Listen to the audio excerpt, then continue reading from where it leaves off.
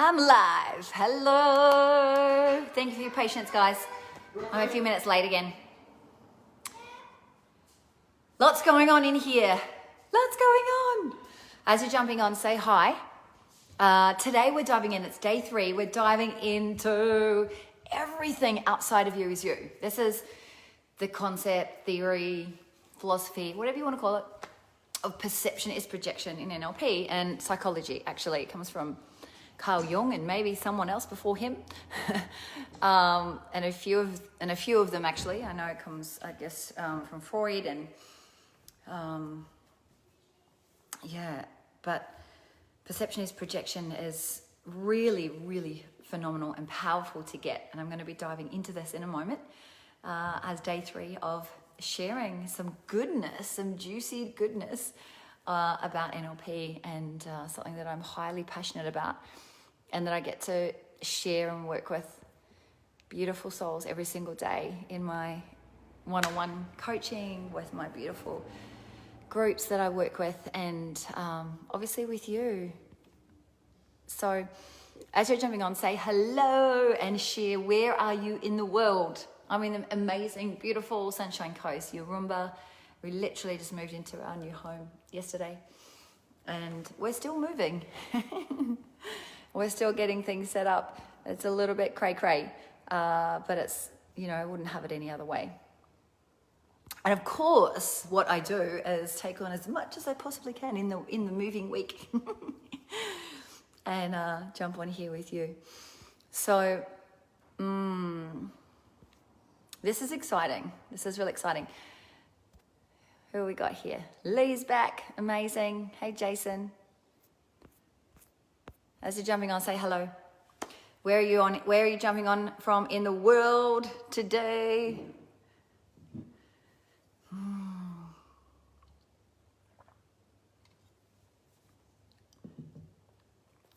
What are you excited about learning today? And have you seen what's been happening for the last 2 days?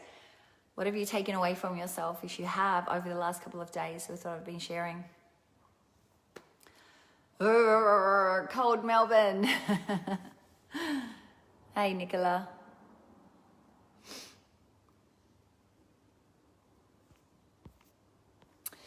Cool, awesome. So let's get straight into it. So as I mentioned, we're going to be diving into understanding how everything outside of you is you.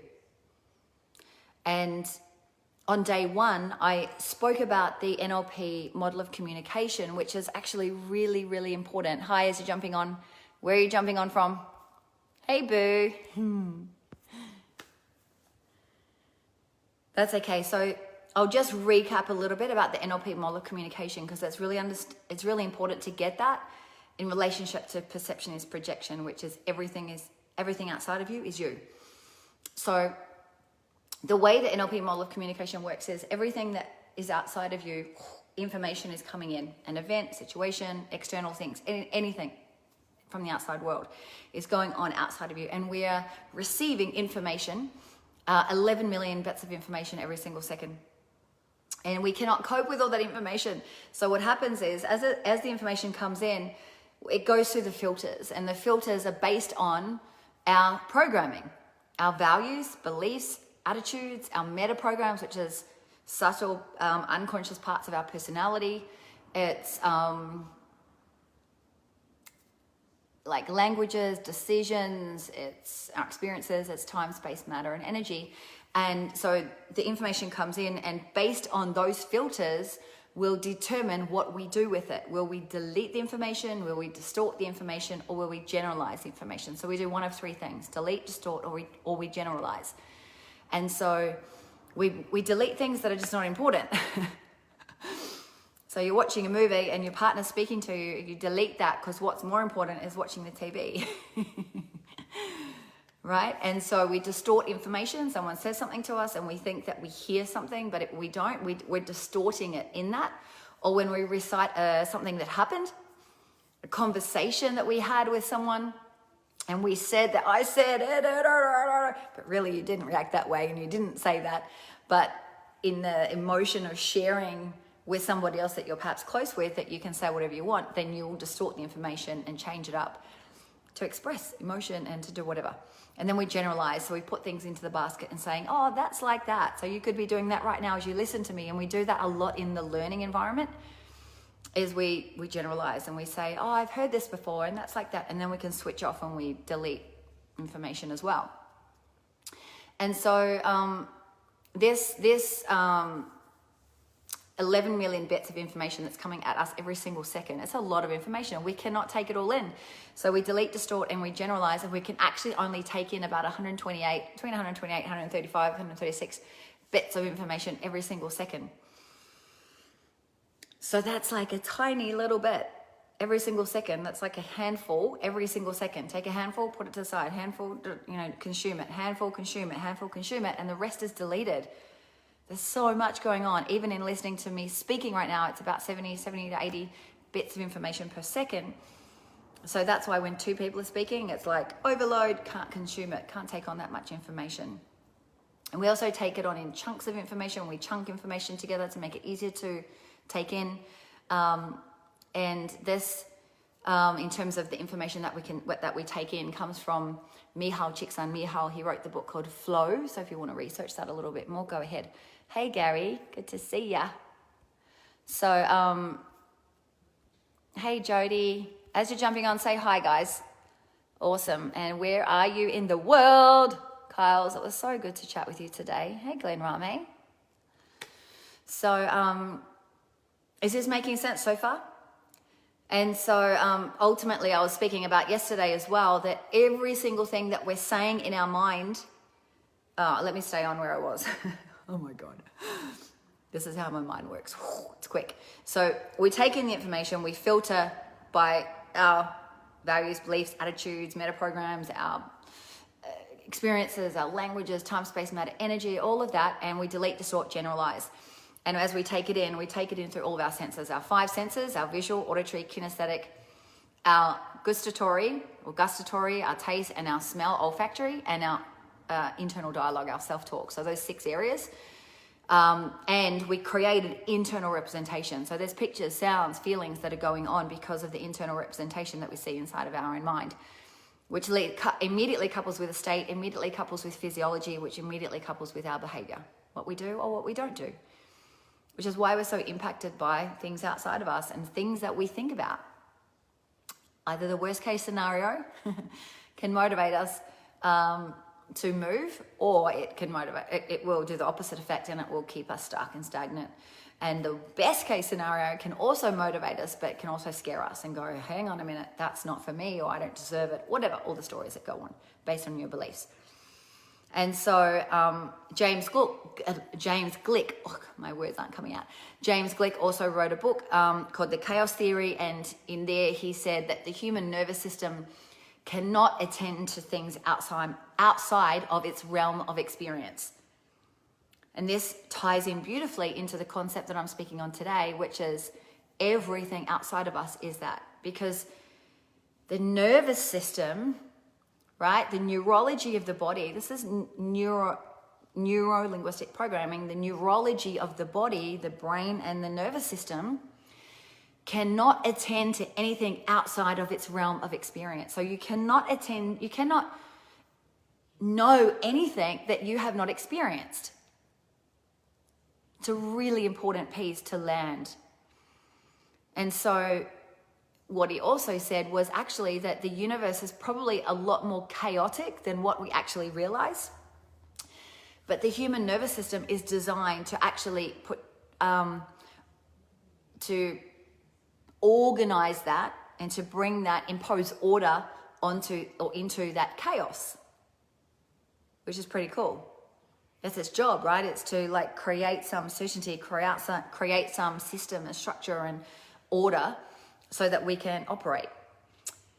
And so the way that, like, if we pull this piece into what NLP is about, is that from an NLP point of view, is that the human nervous system was actually designed to recognize patterns, and that exists along with content and information. And so, as I mentioned, we're leaving out like over 10 million bits of information every single second from what we see, hear, feel, taste, smell, internal dialogue. So much is going on up here in your internal self-talk that you are just not aware of from moment to moment to moment, every single moment, because you're deleting it because it's too much information to consume. Unless you bring it into make it important and bring it into your awareness of, hey, like pay attention. Now that becomes a new piece of information that is important for you to recognize and pay attention to. And so something else will get deleted. And this is now part of what you will pay attention to. And so the way that perception is projection, or everything outside of you is you, the way that this is actually true is that it's not possible for you to attend anything outside of you, because everything that you're taking in, as I mentioned, is going through all of your filters, and it's based on you. All of the information that you're taking in is based on what's important to you and what your beliefs are and what your attitudes are and your language and all of the rest of it, right? If you're hearing someone else speak in another language, you can't take it in. Why? Because your filters don't allow you to take it in and understand and comprehend what's going on. So you'll delete that, right?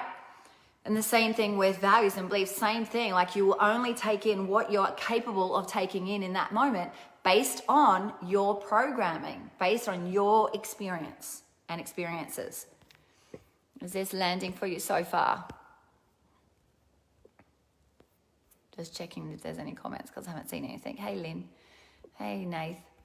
So this is like so important to really comprehend and get. And then, you know, some people might say, okay, so if I take in, let's say 128 bits of information every single second, let's say you have a brother or a sister or multiple brothers or sisters or whatever, and you have a event, you experience the exact same event together, but you both see it. Let's say it's just you and one of your siblings, and you have a different experience, even though you saw the exact same event. Can any of you relate to this? Can any of you relate to being in a specific experience where the other person who was there had a completely different experience and says something different to what your experience was? Reason being that it wasn't about the event or the experience that happened. It was about the fact that you both are taking in that information from the outside world in through your filters. And so you're deleting, distorting, generalizing information based on your values, beliefs, attitudes, metaprograms, so on, so on, so on. And therefore you interpret that as your own experience and your specific experience, which is different to somebody else. So that's why miscommunications happen. Because we're like, no, I was there. This is my experience. I'm right. You're wrong. Even though they were there. And it's hard to understand how someone else can have a completely opposite, potentially, or different experience when you're both there seeing the same thing. And then we go into make wrong, and you know, that's all part of the payoffs of, you know, just human beings being human. I'm also trained in ontology, and it's a study of being human, which is part of the payoffs in as human beings that we're going to make wrong. And so anyway, that's a conversation for another time. But so everything that you're taking in is based on everything that is you, okay? And so you cannot take in anything that is not you, that is not part of you and your experience. Does that make sense? I really need this to land for you right now. Wrap your mind around it. Get it? Awesome. Katie McDonald. Whoop, whoop. My soul sister. My partner in crime. Yeah, landing so deeply with me. Oh, I love that, Nissa. Yes, it's amazing when people have different idea and situation. Yes, yes, yes. And so what's beautiful about understanding this in relationships and communication is being able to understand that, oh my God, this makes sense. You know, this makes sense why someone else sees it from a different point of view, a different perspective, because they're just taking it in from their, what we call model of the world, their experiences. And so we can't make wrong because neither of us are wrong. It's just our experience. But we try to make wrong because that makes us feel good. So when you can understand this, you can actually improve your connection with others. You can improve your relationships. You can become more compassionate, more understanding, more accepting. Today in my, or this week actually in my Illuminate Inner Circle, we're talking about equanimity, which is being in flow, like being unaffected by what's happening outside of us. And part of that is acceptance and compassion and letting go. Hey, Jane. I love you too, babe. Oh, Cody, thank you, babe. Hey, George. So,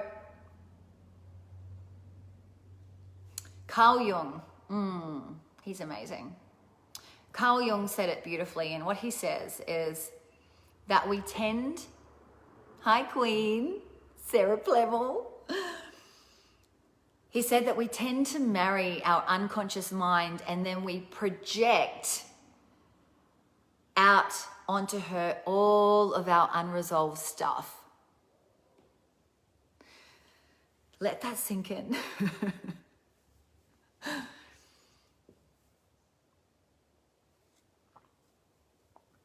So we marry our unconscious mind and then we project out onto her all of our unresolved stuff. It's huge. It's huge to get this. And we do this not only with ourselves, but with a relationship. Okay, we go into this relationship with a partner and we project out onto the partner all of our unresolved stuff. And our partner is quite often the opposite of us, not in all cases, but in some cases. And there's aspects of it where our partner, the person we're choosing to marry or be with, right, as a physical piece, there's also the non-physical aspect of this. And then we look at our partner and we say, that's not me. Like, they are the opposite of me. I would not do that. But you chose to be in that partnership and in that relationship. And the reason is because we're here to evolve. We're here to grow. Arthur, we're here to evolve as human beings. And so we actually call in that person to teach us, to be our greatest, most significant, most powerful teacher. And it's as confronting as fuck. Hey, Katie. Hey, Arthur. Woo, woo. And so as we look at our partner and they're the not me, I wouldn't do that. They're so not me. They're the opposite of me. That they're the greatest teacher, because quite often when you're saying that that is not me, that is most definitely you in some way and in some other context. And you can be that, you can do that. However, you potentially are rejecting that part of you, not accepting that part of you that you're rejecting in the person that you're in a relationship with. And so they're your greatest teacher. So they're actually the mirror back to you to say, hey, look at yourself. Look at me. I'm here to show you what is not healed within you. So have a look, sister. But what do? Is we point the finger and we say, that's not me. And in pointing the finger, we're not taking any responsibility. And in not taking any responsibility, we're at the effect of our life that, woe is me, poor me, I'm like this because of them, or he did it to me, she did it to me, the Rona did it to me, the whatever did it to me.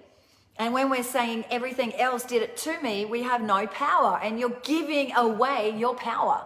I haven't really spoken about cause and effect, but this ties in beautifully with cause and effect. You either choose to be at the victim of your circumstances, not taking responsibility, operating from fear, operating from problems, operating from issues, challenges, operating from being judgment, criticizing, evaluate, assessing, not taking any responsibility, to actually look at that person and say, hey, this is a mirror. This is me.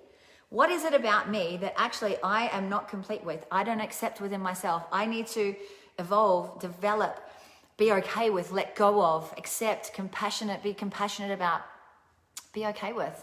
What is that? And so invitation is to use every single event, every single situation that is outside of you as the invitation to look internally, to look inside, look within. Go and look in the mirror and go, this person is triggering the fuck out of me. I look at them and I think they're not fucking good enough. How they cooked that dinner was just not good enough, or how they prepared that dinner was just not good enough, or they didn't do it on time, or they were not their word, or they were not truthful, and truth is so important to me. They're not being truthful and truth is so important to me. But are you really truthful all of the time? You know, and it's looking, and it's not to point the finger back at yourself and go, I am wrong, I need to blame myself, I need to. No, it's as beautiful, beautiful feedback, and it's all a beautiful feedback loop.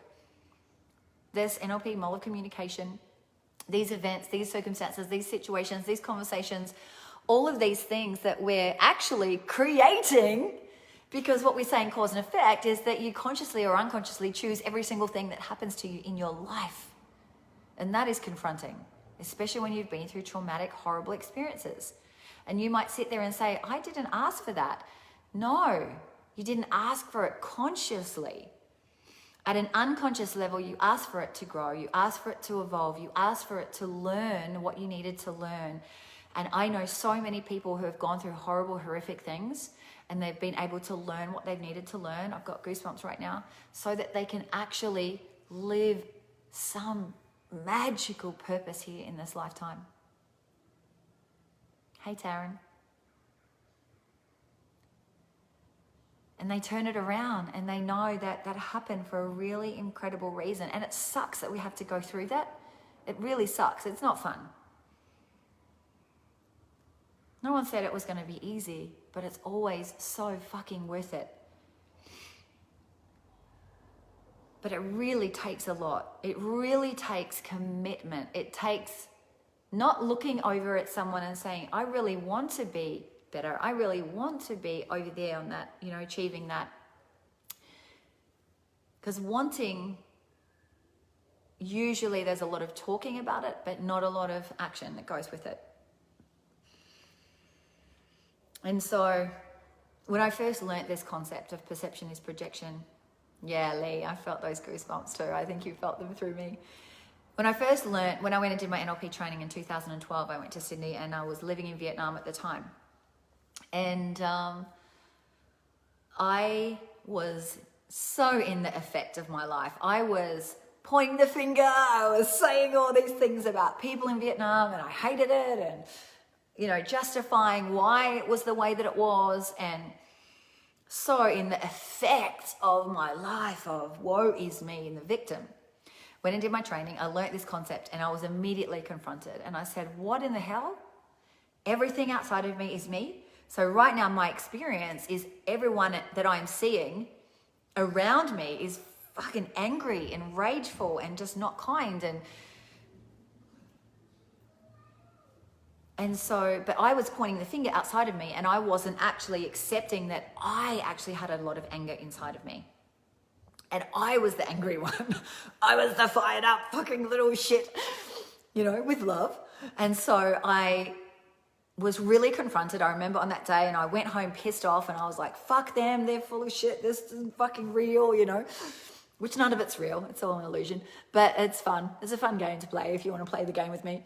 And so I went home, staying at a friend's place who lived nearby in St. Leonard's, and I sat with it. Like, I really sat with it. And then I was like, fuck. Now, like, it just hit me.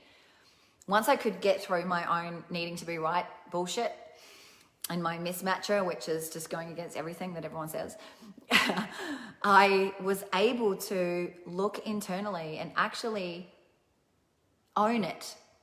Actually own that I was the one who was creating all of this anger outside of me because of how I was showing up, the energy that I was in, the frustration, the anger, because I didn't want to be in Vietnam. I didn't want to be doing the job that I was doing. I did it because it was easy, it was known, I knew I could do it, but I didn't want to be doing it. And so I was angry at myself, frustrated, pissed off, all of those emotions, and I was taking that out on everybody else. I had, seriously, nearly 3 punch-up with taxis. One particular one, the taxi driver stopped. We got out of the car and I pushed him. and all these Vietnamese people came around. I was like, maybe I shouldn't do that. You know, I'm kind of outnumbered here.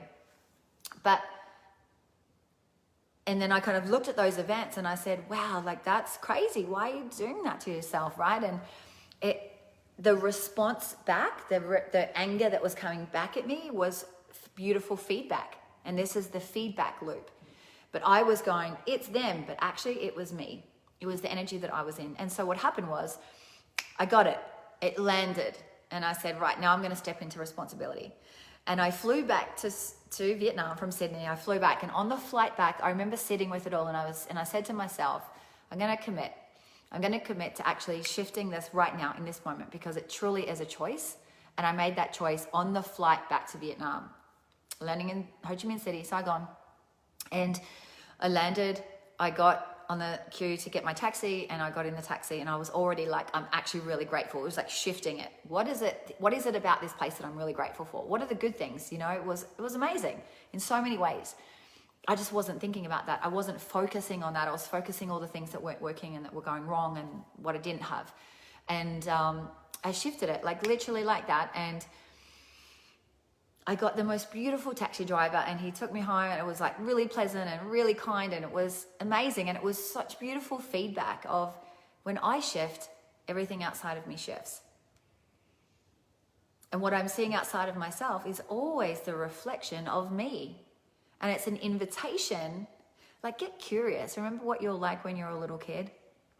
And you're curious and you're like, what's inside of there?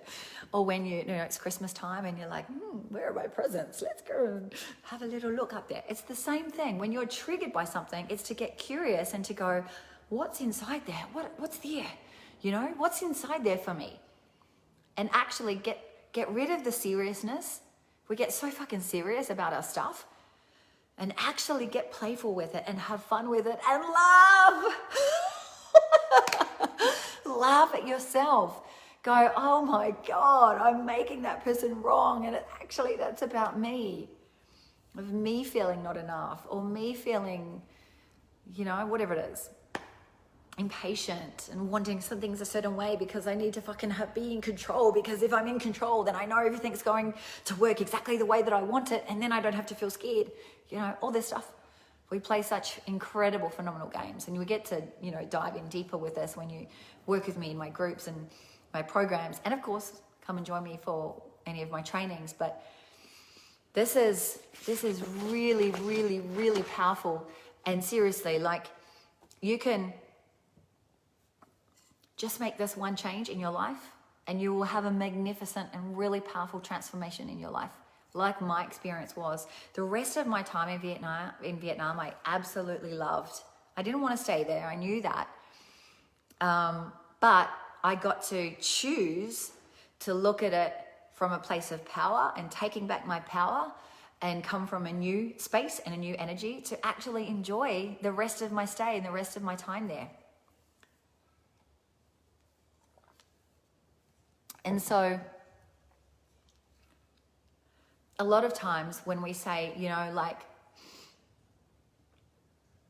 you might say about someone, I can accept that they're like that, but it still is most definitely not me. Sometimes we can do that. So you kind of, the way that I explain this is that we quite often operate over the top, and you go, oh, I accept that person, but it's still not me.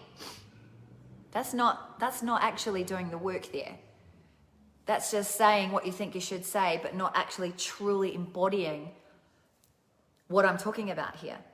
Because what Carl Jung would say is that person is most definitely you.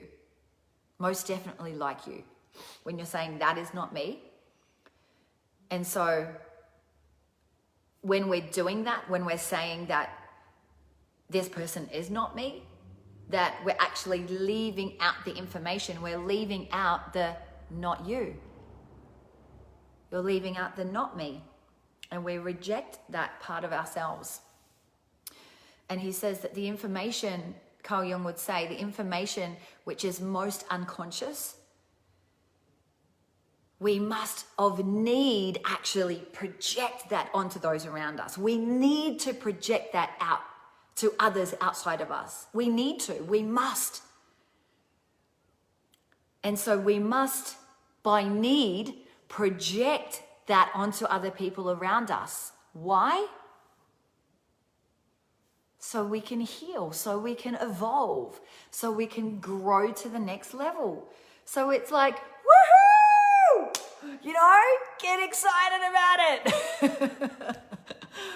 Rather than what most of us do, and we're like so serious about it and it drives us crazy, is to shift that. So hopefully, again, I'm hoping to shift your perspective just a little bit. And remember that the fact is that you cannot see anything outside of yourself that is not you. You can only see things outside of yourself that is you. And it might feel confronting, and it might be like a little bit uneasy to digest right now in this moment, and that's okay. Because the most common belief is that everything outside of me is not me. And so I'm challenging you right now. I'm challenging that belief, perhaps. Oh, thank you, Katie. I love you, Celsius. And so I would love to invite this as an opportunity for you to say yes to the journey of looking within a little more and sitting with what happened.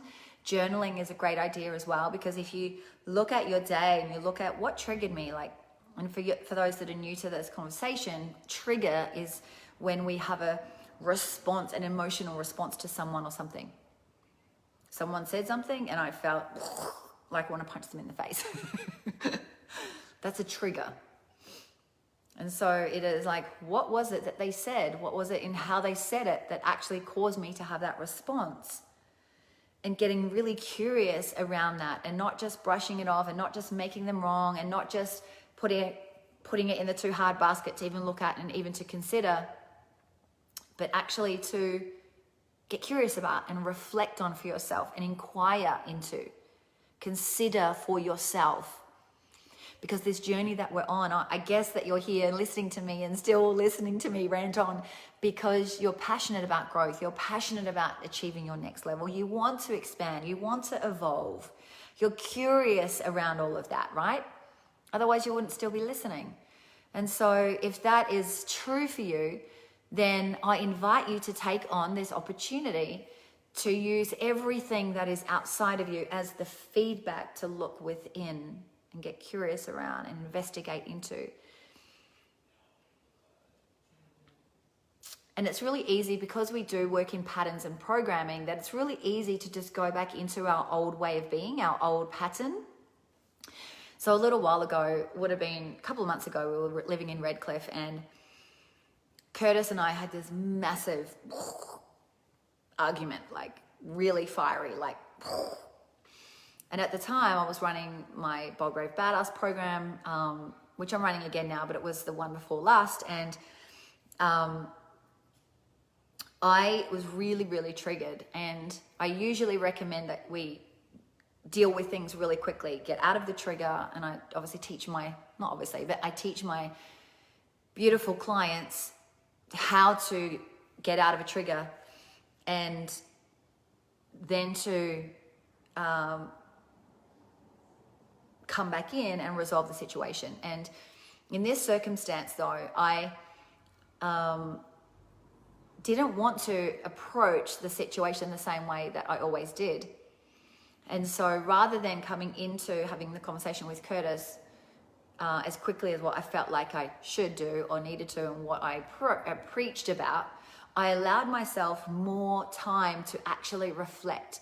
And each day, I think I took about 3 days, maybe 4 days, I did the work to really reflect in, and my friends they know me, like Katie knows that I do this. Like, I'm constantly willing to look within. I'm constantly looking to say, how can I do this better? And I really allowed myself the time to not just go into the conversation and have it, and quite often what I would do would be make him wrong. And it's part of being human, we do that. I'm not perfect. And so I took the time and I really reflected, and I was like, what is it about me that He's showing me, what is that? And sometimes it's not really obvious and sometimes it is, but sometimes we may need to really sit with it. I had to meditate, I had to journal, I had to really be with myself for days to really start to think about it differently. And and the other thing that I noticed was it tied a lot back to really old programming of the way men and women should be in a relationship and the way the masculine and the feminine should be, and the way that we as a society have accepted the male and the female role and the masculine and feminine roles in a relationship and in a household and in a family.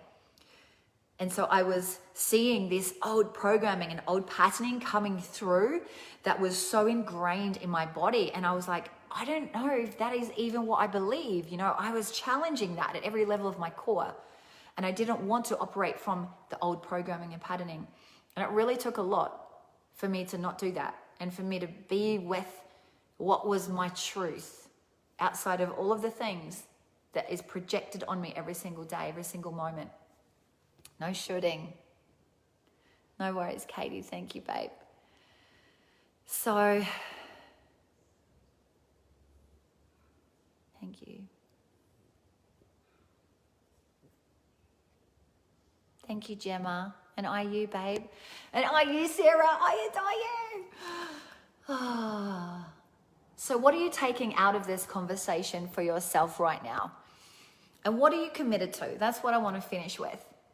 What are you taking out of this conversation for yourself? Number one. Number two, what are you committed to moving forward? So that you can use this concept of perception is projection and everything outside of me is me, everything outside of you is you.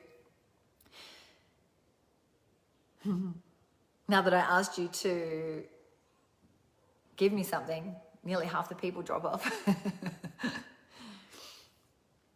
Interesting, isn't it? How easy it is to just be like,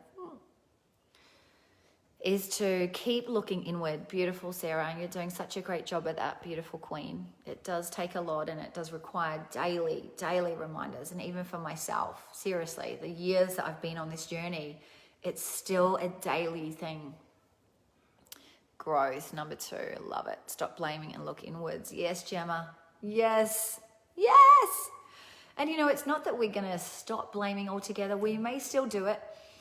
But it's having the awareness as well, right? Of when I notice myself blaming is to stop, is to look within, is to go, I'm doing that thing, or I'm blaming other people, I'm pointing the finger. And as we say, one finger pointing out, three fingers pointing back. It's not about you. It's not about them. It's about you. 3 fingers back. Look within. Go deep within. Not surface level, deep within. Old patterning said men were worthy. Yeah. Well, men are worthy.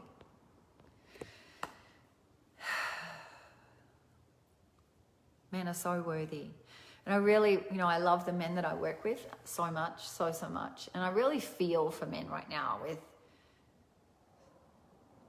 the changes of the masculine and the feminine. It's really challenged the men a lot. Looking inwards more definitely, yes. Hey, Simi. When I'm triggered to focus inward more over and over. Yes, Ness. Yes, my sister. Connection to self. Whoop, whoop. Go, Jane. Go, Jane. Whoop, whoop. I love you. I love you. Oh, Arthur. That's right, my bro.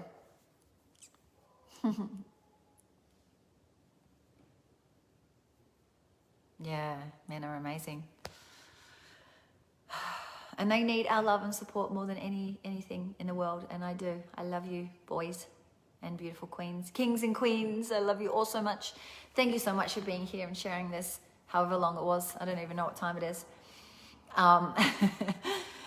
For hearing me, for sharing the energy, for being with me, for being willing to take on this conversation for yourself. And I look forward to seeing you in here tomorrow. Woo! I might go quantum tomorrow. Who would like to go quantum? Woo! All right, stay tuned for when we're going on live tomorrow, and have an amazing evening. See you soon. Please share this if you know someone would like to hear it. Or tag a friend.